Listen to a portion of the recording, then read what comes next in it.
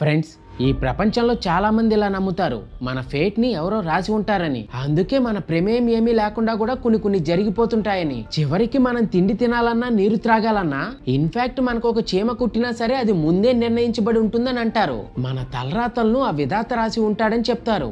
But science అయితే దీనిని అస్సలు అగ్రీ చేయదు. దీనినే సూడో సైన్స్ అని చెప్తుంది. అయితే ఇక్కడ మరో విషయం ఒకటి ఉంది, దాని ఫిలాసఫీ అండ్ సైన్స్ రెండు కూడా గట్టిగానే నమ్ముతాయి.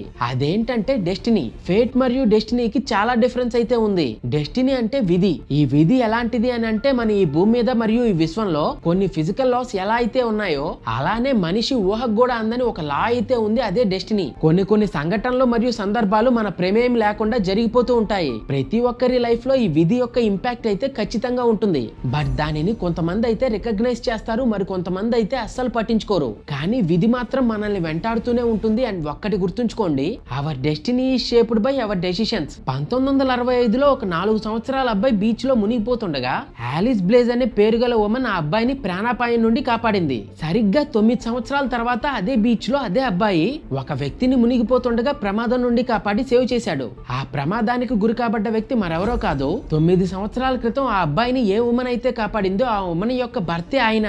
దీనిపై మీ అభిప్రాయాన్ని కామెంట్స్ లో తెలియజేయండి.